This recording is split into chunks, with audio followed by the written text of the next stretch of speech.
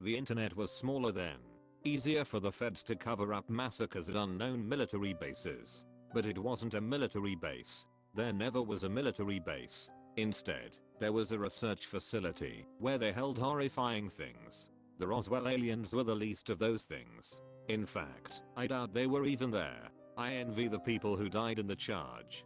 They never had to see the viscerally horrifying aliens, terrifying monsters, and genetic experiments. Most of all, they didn't see what happened to the others. We forced our way into the facility. Sirens blared. Friends died. Guards died. The sounds were horrifying. The guards held us back, but we took them down with their own guns. More guards arrived. We killed them too, but not without losses. We reached the researchers' offices. The researchers were huddled up in the break room, while a group of us, including myself, stood guard.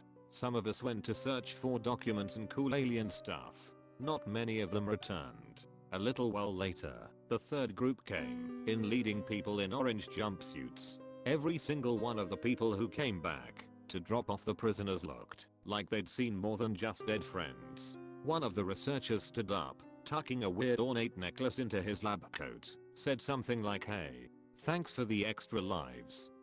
The other researchers seemed to glare at him, a few saying something like, "Shut up, right?"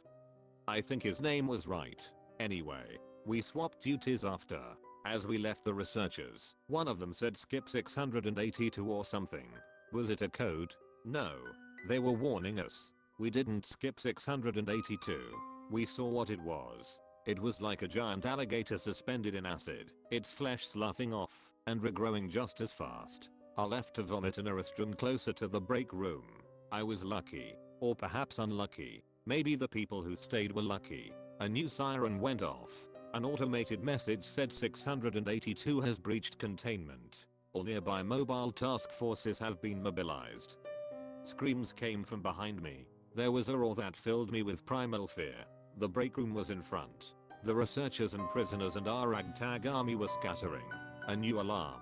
096 has breached containment. Keep your heads down, and MTF Lambda 5 will recontin. One of the researchers screamed at us, "Good freaking job.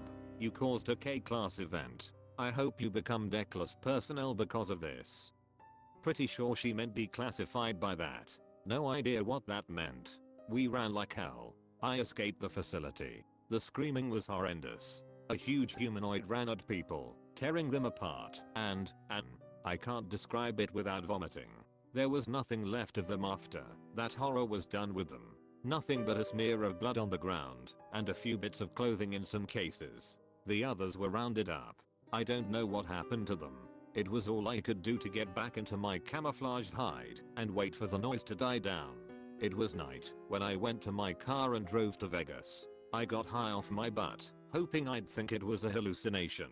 When I woke up the next morning, it worked.